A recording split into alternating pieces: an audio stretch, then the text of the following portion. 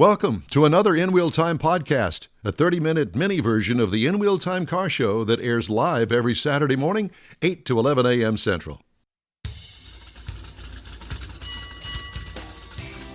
Welcome to the In Wheel Time Car Talk Show on iHeartRadio. Today, coming to you live and remote from the Tailpipes and Tacos Cruise In at the Loopy Tortilla Tex-Mex out here in Katy, Texas. Coming up, another guest from today's Cruise In. Konrad has his weekly lesson in the car clinic, and we'll have the rest of the stories of this week's auto news headlines. Howdy, along with Mike out of this world, Mars, King Konrad DeLong.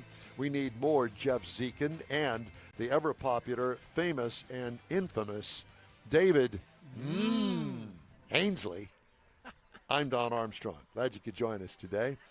We've had, I guess, about a third of the field boogie on out of here because they got things to do on this absolutely glorious Saturday. Weather is superb. It's perfect car cruising weather. And the only thing that'd make it better is Bloody Marys. And we're going to have some of those. Yes, sir. I'm going to go get me one here in just a second.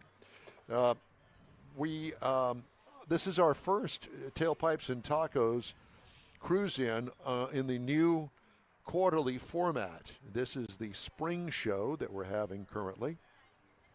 And this show was kind of a postponement from the December show that didn't happen because of the weather. The weather was bad in December. Then I think it was right around the 18th or 19th of the month. And that particular day, the weather took a big dump, and it was ugly, and it was canceled. It was wet, and we knew people wouldn't bring out their nice cars. But Stan has afforded this group a chance to win one of 3 trophies in different classes of cars.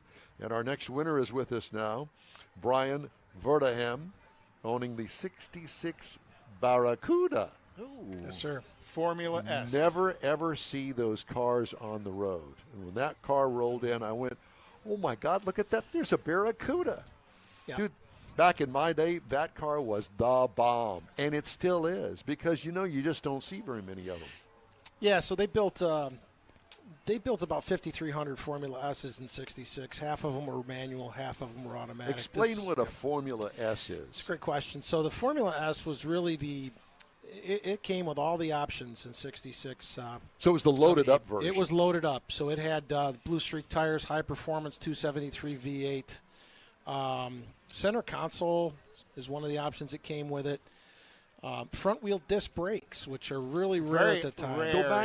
Go back to the center console because the standard was a bench seat in that car, if I'm not mistaken. That's correct, sir. Yeah, the bucket seats with the center console was really an option. We don't think of that as an option today in the cars we buy, but back then a center console was actually an upgrade. Yeah. Front wheel disc brakes. I believe it was one of the first Chrysler production cars to have front wheel disc brakes. Disc brakes were really not an option on the Mopars back in those early years. But, yeah, I've got disc brakes, and a lot of people look at the car and say, Joe, I see you added disc brakes. No, those actually came with the car as and that original. was part of the Formula S option package. Part of the Formula S package. So, basically when you got all the bells and whistles on the Formula, you got the Formula S versus the standard Cuda 66 model A-body. So what's the history on that car? So my father bought this car in 1972. He was a police. I'm originally from upstate New York, a little town called Geneva, New York, in the Finger Lakes region of upstate New York, near Rochester, New York. My father was a cop in the 70s, and they had a call come in that there was a stolen battery out of a car at the college. He went up on his police motorcycle, saw this car. It was owned by a college student out of Colorado. She had bought the car new in Colorado Springs, Colorado, drove it to New York.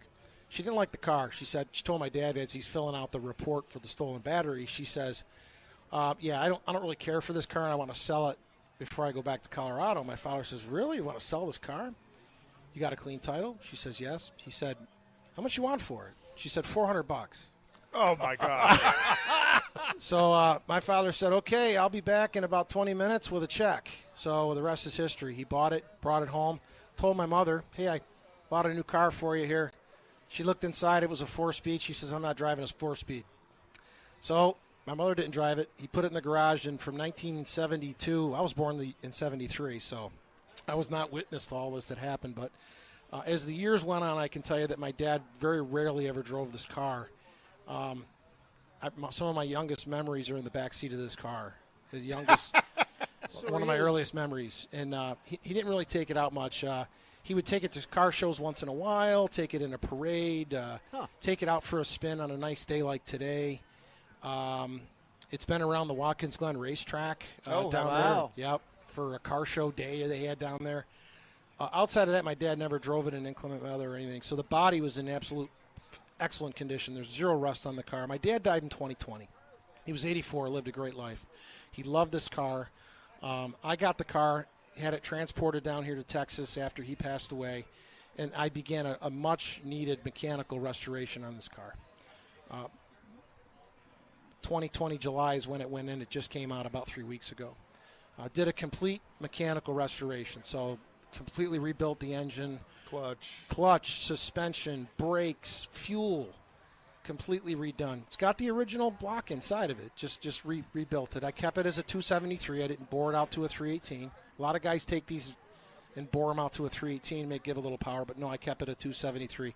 What I did change, I went to a fuel injection. Had a Carter 4-barrel in it.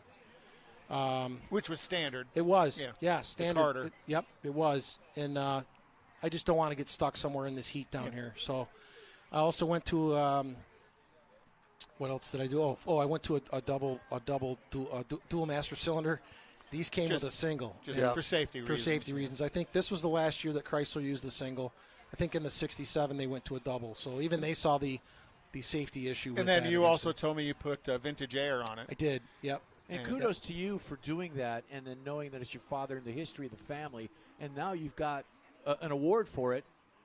First one out of the box. Yeah, this is the first award Yeah. I think the car's ever got. I think my dad got a couple third-place plaques Well, at there one you time go. somewhere. But so this is the first time Kudos. this ever happened. Yeah.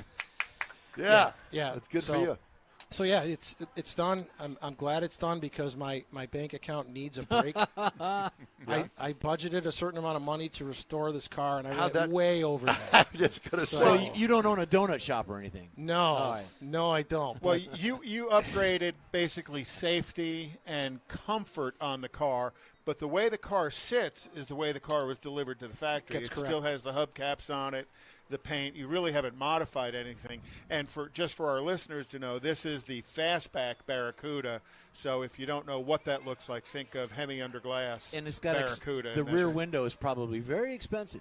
You know, I've heard a lot of people say that, but you'd be surprised. There's quite a few people out there that had – this is the same window that was in the 64. Right. 64 was the first year. Cuda came out with the 64 I should say Plymouth came out with the first Barracuda a week before the Mustang in 64. Right. And never got credit. No. Never got – well, the Mustang took over, right? Yeah, I mean, don't touch the glass. That's all I know. So the 64, 5, and 6 all had the same exact window. Okay. Same part number. So there's quite a few of those windows around. They sell for about $500. The problem is, It's not that bad. you know, if a guy in Maryland has that window and he's selling it for $400, how do I get it to Texas without breaking it? Very carefully. Exactly. Sorry. You know? Crate it up and So hope it's not the shattered. freight becomes more of an issue. Sure but it. They're actually around. There's actually a guy, I believe there's a guy up in the Woodlands that he's trying to sell one of these windows. I have half a notion to go up there and buy it, but I don't know where to put it. Yeah. But it won't Right. break. Same problem. Yeah, so Attic. yeah, Let hope- the Now heat- you let the heat strap get it to up to the ceiling of the garage. It's up out of the Yeah, way. somewhere. But stunningly beautiful car. Like Don said, when you drove in, you caught all of our eye as you drove in. Kind of like the T-Type as well. You know, it's just it's not a car you see often, but it's a car any car person easily recognizes because it has such a look to it and a style to it that's very unique. I'm surprised as many people know what kind of car it is. I'm surprised that people even know of the early model Cudas and what they look like. Because when you look at the Barracudas, it's really in that 69, 70, 71 when the performance Barracudas came out is where a lot of the attention is given to this model. It's not the early versions of this car. Well, and that's kind of when they started tagging the Cuda name on top of them. Correct. It was Barracuda prior to that. Yeah, That's correct. That one's But platform-wise, doesn't this share a lot of platform with the Valiant? It does, exactly, sir. Yes. So, yes. and the base engine would have been the 225 slant 6, or was there a smaller slant 6 with the base engine? The Slant 6 was really the base model for the motor So for the that. 273 is, in the view It's a of Formula car S. people, quite an upgrade It is. to the slant 6. It is. in it. You bring up some good points. So just one more quick story from the family. My brother had a 1966 Dodge Dart in 1983. I'm surprised it passed inspection. I mean, you could see the pavement through the floorboards in the back. Okay, it was completely rusted out. It's a Flintstone car. Well, eventually, the car had to go to the dump. So my dad needed a driver's side mirror. So he took the mirror off my brother's 66 Dodge Dart, and that is the mirror that's on that car right now. What a great story. What a great story. The story. Don't change it. Yeah. Don't change it. So the mirror that's on there came on a 66 Dodge Dart. So Well, to you your can't point, tell, there's a lot of yeah. interchangeability between the Valiants, the Darts, the Belvederes, a lot of those earlier 60s Mopars. A lot of those parts are interchangeable. Yep. There's one rolling So out of here. what are your plans for it at this point? To do exactly what I'm doing, I enjoy car shows. I really enjoy these. I even enjoyed them when I was a kid. So I'm going to try to make as many of these as I can around this part of Texas. There's a zillion of them. And I really enjoyed the dialogue. Car people are wonderful people. You know, I just love being out here. If the weather's good, I'm going to try to make as many as I can. What do you do for a living? I'm in the oil and gas business. I work for a pump company. We basically sell pumps and other types of equipment to the production side of the oil and gas business. So a lot of the production oil and gas people are our customers. I've been in the pump business for 30 years. Relocated here to Texas about 20 years ago. I'm not from here originally, but I got here as quickly as I could. So, Welcome. yeah. Thank you very much. This is a former New Yorker, too. Yeah, I was Westchester County. Oh, okay. Born in Mount Vernon, grew up in Tarrytown, right at the base, almost the base of the Tappan Zee Bridge on the New York side. Isn't that Alcatraz? Yeah, not quite. Yep. And then moved up to Yorktown, up around Peekskill. Yep. So I'm from dairy farms and winery country up there, and boy, the weather's a little tough in the winter, but the summers are beautiful. Oh, yeah. But yeah, I'm glad I'm here, and I thank you very much for having me here, guys. You Wonderful live show. around this area? I live in Sugar Land, Texas, just down the road. So yeah. This was just a quick ride up the tollway for me this morning. Yeah. Jeff and I live in Sugar Land. I think I used about $40 worth of gas. Quick little John. Yeah. Boy, these cars are not good on gas. Has it got a 2-speed in it? No, it's 4-speed. 4-speed. Sorry. 4-speed manual, yes, sir. Which it doesn't go in reverse right now. I broke a link. I broke the reverse link, but that part will be here today, and by Tuesday afternoon. We got it backed in. That gentleman over there pushed me back. Very good. The car only weighs about 1,800 pounds. okay. So my wife actually pushed me out of the garage this morning, so it pushes really easily. It's a real light car, right? There's got to be No, there's other stories to that. We'll leave all those alone. Well, congratulations. Thank you very, very much for bringing the car. Beautiful. And we will Biff's got some pictures of it. I know Loopy Tortillas is going to put it on their social media. We'll have it on the In Wheel Time social media as well. Really drew our attention, and car people know what it is. And I'm sure you had a lot of conversations with different people about the car today here. And what a great story of your dad having the car. Exactly. And your brother's mirror on it. Great tribute to both of them. Our next one here at Loopy Tour, bring something else. You might win something else. Bring something else? Yeah, bring your next car. Yeah, don't tell your wife you're going to go buy another one to bring it. We're done putting money into classic cars for a while. Yeah, that's what everybody says. Yeah. We know how that works. There goes the Buick. My advice to anybody, if you budget a number, multiply it by 3 or 4, and then you're probably getting in the range of what you're going to spend. There you go. So. Brian, thanks so much. Okay. It's Thank a pleasure, you guys. man. It was a pleasure. Thank you. Keep up the good work, guys. You Beautiful guys do car. tremendous Thanks. work. Thank you. Thank you. Thank you very much. Okay, time now for our lesson in Konrad's Car Clinic. What is the Car Clinic today, sir? Well, we've been talking the last couple of weeks about how electric vehicles are impacting the world, so to speak, and you listen to some of the politicians that are telling you to get an EV. We talked 2 weeks ago about how your home might not have enough, might not have the ability to charge an EV, and then last week we talked about how the power grid in your neighborhood might not have enough to charge 2 or 3 EVs. Well, today let's talk a little bit about the car itself. Batteries do not make electricity. Batteries only store electricity, and that electricity is produced elsewhere, primarily by coal, maybe uranium, natural gas-powered plants, diesel fuel generators. So to say that an EV is a zero-emissions vehicle is really not true. Since 40% of the electricity generated in the United States is from coal-fired plants, 40% of the EVs on the road are powered by coal. But don't tell those people that; they don't want to hear it. It takes the same amount of energy to move a 5,000-pound gasoline vehicle a mile as it does a 5,000-pound electric vehicle. The only question again is what produces the power. So again, the power comes from the battery, but the battery is only a storage device, just like the gas or the fuel in a gas tank is the power and the gas tank is the storage device. But let's take a look at the electric cars in the green revolution. Let's take a closer look at just the batteries themselves. These technologies share what we call environmentally destructive production costs. A typical EV battery system weighs about 1,000 pounds. And it's going to fill up the trunk, or in some cases they cartridge them underneath the vehicle. But easily half the weight of an EV, a third to a half of the weight of an EV is the battery system. And the typical EV car contains about 25 pounds of aluminum in the battery, aluminum, steel, and plastic. And inside there are over 6,000 lithium-ion cells.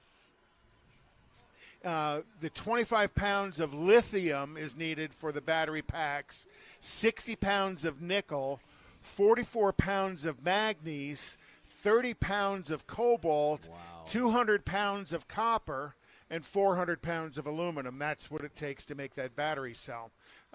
So if you're concerned about all of those toxic components within the battery, let's talk about where do they come from.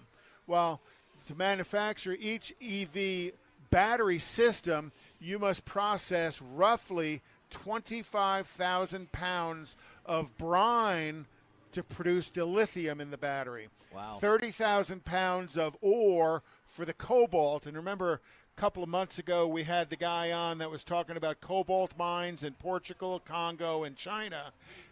And he was in Spain. He was in Spain. So it takes 30,000 pounds of cobalt ore to produce one battery pack in a car. Also takes about 5,000 pounds of ore to extract the nickel for one battery pack, and 25,000 pounds of copper ore. So in total, you dig up about 500,000 pounds of Earth's crust just to produce one EV battery. You know, you see these pictures online of these big open pit mines. Yep. Well, those open pit mines are a reality. 68% of the world's cobalt, which is a significant part of the battery, comes from the Congo, which is what the guy from Spain was telling us. Those mines have no pollution controls. Those mines employ a lot of children who die from handling the toxic materials. Now, we don't even include the cost of those children that are injured from handling those toxic materials in driving an electric car. But remember, that's going green. In addition to other types of batteries that are out there, these lithium-ion batteries are really not recyclable. They're also quite a fire hazard as well. So the question is, what do we do as these cars go into salvage yards to manage the battery waste? You know, when you look at all these other cars that are here that have the lead acid batteries in them or the absorbent glass mat batteries in them, 90+% of today's car batteries are recycled anyhow because people want to get the material out of them. Well, you can't recycle these EV car batteries, and that's going to be a problem in the future. So, yes, going green is something they're trying to force us to do, but is it really green? That's Konrad's Corner. There you go. Great. Something to know. Thank you. You're welcome. Couple of headlines. A little depressing.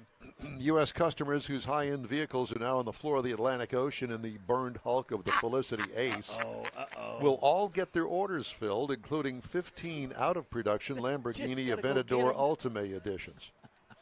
Felicity Ace caught fire at sea on February 16th in the Atlantic off the coast of Portugal en route to the United States with nearly 4,000 vehicles aboard, primarily from Volkswagen Group brands. Vessel sank March 1st in rough seas as it was being towed back to port. An Audi spokesman said that the cause of the blaze remains under investigation. Sure, it sank by accident in rough seas. Want your car, It's still on fire. How do we put it out? 3,000 feet under the ocean. Yeah. Good luck in trying to salvage anything. You got to in go that. get it. Closely watched auto industry forecaster lopped more than 5 million cars off of its projections for global production this year and next, largely due to fallout expected from Russia's invasion of Ukraine.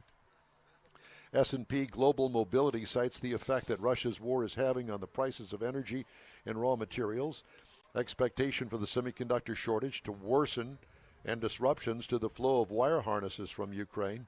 Suppliers may have issues sourcing neon gas used for chip making from Ukraine, as well as palladium from Russia. The platinum group metal is a base element of catalytic converters, which turn engine exhaust into less toxic emissions. It's only just begun. Renesas Electronics Corporation, a key maker of semiconductors for the global automotive industry, has suspended operations at 3 plants in Japan after a major earthquake at the country's northeast, triggering a tsunami, causing blackouts and snarling transportation. Renesas said all 3 plants, its Naka, Takasaki, and Yanazawa factories, are near the quake zone, which was centered off the Pacific coast from the city of Sendai. The 7.4 magnitude tremor rattled cities as far away as Tokyo when it struck shortly after 11:30 p.m. on Wednesday. Renesas said it could not say when production might resume at the Naka and Takasaki factories. The company said it had partially resumed production of some test lines at its Yanazawa plant. Yeah, and that was kind of the same area that Fukushima earthquake was years ago. Yes. How scary is that? So I understand, who's the guy from the Titanic? Leonardo DiCaprio had a Bentley that was on that ship that sunk. Wow. Huh. Large vehicles are significantly more likely than other vehicles to hit pedestrians while turning, according to an Insurance Institute of Highway Safety study released Thursday. Pedestrian crash deaths increased 59% from 2009 to 2020, when 6,500 pedestrian fatalities occurring that year. When analyzing the crashes, the Institute of Highway Safety found that SUVs, pickups, vans, and minivans caused the largest percentage of crashes at intersections, crashes with human beings. Huh. General Motors this year is expected to discontinue 2 subcompact crossovers that were once among its top sellers, the Buick Encore and the Chevy Trax. Do we care? Well, yeah, Trax is a small vehicle. Just tiny. And I have So driven is the sales volume. I've driven several of them, and actually it was significant when they first came out, but now, man, not so much. And on to overcompensated people. Oh, boy. Ford Motor Company CEO Jim Farley's total compensation soared 93% to $22.8 million last year. His first full year as the company's chief executive. The increase is largely attributed to Farley's stock awards, which more than tripled to about $16 million. It's kind of along the lines of some of these baseball and football players that are making way too much money. You know, what does that say to America and people that buy their cars and pay these exorbitant prices for some of the vehicles that they're buying? It all started with the Kardashians. And it just doesn't make any sense to me. What bad PR is that? I mean, you tell me this one guy has made Ford all of this money? I hardly think so. It's not a one-man band. He's got the board of directors that is his boss, and he's got all of these people working for him, making decisions that he just basically signs he doesn't off know. on. Yeah, he doesn't know anything about. I just think it's bad PR. Yeah, $22 million is a lot of money, but in what they're just saying, one year.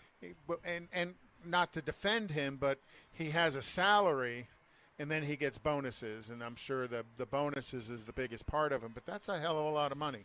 Where are you going to spend $22 million? He could advertise on In Wheel Time. That's what I'm thinking. Contact Jeff at inwheeltime.com. Nice plug. Nice hook on that. Yeah, I like it. Well, what a great day it's been out here at the Loopy Tortilla. And this edition of the In Wheel Time show and Tailpipes and Tacos. Great turnout. It was a good turnout. It was just kind of surprising because everybody showed up at exactly 8 o'clock this morning, and we're all going, oh, my gosh, are we actually going to make it, or are we not going to make a real – is that some Girl Scout cookies? No, Donuts. I think those are donut holes from the Sure. Okay, time to take a quick break now. You're on the In Wheel Time Car Talk Show. Stay with us. Father's Day weekend, Saturday, June 18th, 2022. It's the next Tailpipes and Tacos Cruise In, and you're invited. Tailpipes and Tacos Father's Day edition will be at the same Loopy Tortilla in Katy, 8 to 11 a.m. on Saturday, June 18th. It's the only place cruisers compete for trophies and other prizes. Enter your vehicle for Best Hot Rod, Best Classic, and Best Modern Classic. Tailpipes and Tacos is Houston's coolest cruise-in and is your opportunity to see the best hot rods, show cars, classics, and resto mods, and get Loopy Tortilla breakfast tacos and adult beverages. There's no entry fee, and cars will automatically compete for custom Loopy trophies and other prizes. It all happens at the Loopy Tortilla Tex-Mex in Katy on the Grand Parkway at Kingsland Boulevard, just south of I-10. Kick off summer with Tailpipes and Tacos Father's Day edition, Saturday, June 18th. The In Real Time Car Talk Show will be there too. Celebrate Father's Day, the start of summer, and the return of Tailpipes and Tacos. Saturday morning, June 18th, 8 to 11. We'll see you then, weather permitting. Mecum Auctions, the world's largest collector car auction company, returns to Houston March 31st through April 2nd at NRG Center. Featuring 1,000 muscle cars, Corvettes, trucks, customs, and more. Broadcast live on Motor Trend TV and Motor Trend Plus. We welcome everyone to Houston to bid in person, and enhanced online bidding and telephone options make it easy to join the Mecum experience from anywhere in the world. Register to bid now at Mecum.com. The In Wheel Time Car Talk Show is now part of the iHeart family. Now you'll have access to 24/7 Car Talk anytime you need a fix. Just download the iHeart Radio app and ask for In Wheel Time Car Talk, and there we are. Be sure to save us in your iHeart library for instant access. No matter where you are, you have the best Car Talk Show right on your PC, laptop, or mobile device and never have to worry about finding us again. Of course, you can always get access to our video and audio streams via InWheelTime.com and your favorite podcast channel, and all of this is free to you. From the iHeart Radio app, you'll not only hear our Saturday morning live show, but the best shows of the past, updated weekly. Never miss a minute of up-to-date new car reviews, pre-owned reviews, Konrads Car Clinic, informative interviews, automotive news, and the most fun car talk show on the planet. Just download the iHeart Radio app, search for In Real Time Car Talk, save it to your library, and with a tap of the icon, you'll be in touch with your favorite Car Talk team. In Real Time Car Talk, streaming now on iHeart.com/InWheelTimeCarTalk. Well, that's a wrap for this week's In Wheel Time Car Talk Show on iHeartRadio. Hey, when you're on our Facebook page, please give us a like. Tell your friends about us if you would. Share our junk if you would as well. You'll get Konrad's unicorn hunting features along with all things automotive all week long. There'll be some fun stuff in there too, including upcoming events and other goodies. The In Wheel Time Car Show is on now 24/7 on iHeartRadio, both online and through the iHeart app. Find us at In Wheel Time Car Talk. We're still streaming live on Facebook, YouTube, Twitch, and InWheelTime.com every Saturday, 8 to 11. 30-minute podcasts available from your favorite podcast outlet 7 days a week. The In Wheel Time Chief Engineer is David Ainsley. Our Marketing Advertising Manager and Video Technical Director is We Need More, Jeff Zekin. For Booking Agent and Podcast Editor, Mike Out of This World Mars. And his royalty, King Konrad DeLong, I'm Don Armstrong. Today's show is produced by Stan Holt and Loopy Tortilla Drag Racing Incorporated. Be sure to join us again next week for our live In Wheel Time Car Talk Show from Studio A next Saturday, and we hope that you'll join us then, right here on the Smoke and Mirrors Network. Till then, adios, amigo. That's it for this podcast episode of the In Wheel Time Car Show. I'm Don Armstrong, inviting you to join us for our live show every Saturday morning, 8 to 11 a.m. Central on Facebook, YouTube, Twitch, and our InWheelTime.com website. Podcasts are available on Apple Podcasts, Spotify, Stitcher, iHeart Podcast, Podcast Addict, TuneIn, Pandora, and Amazon Music. Keep listening, and we'll see you soon.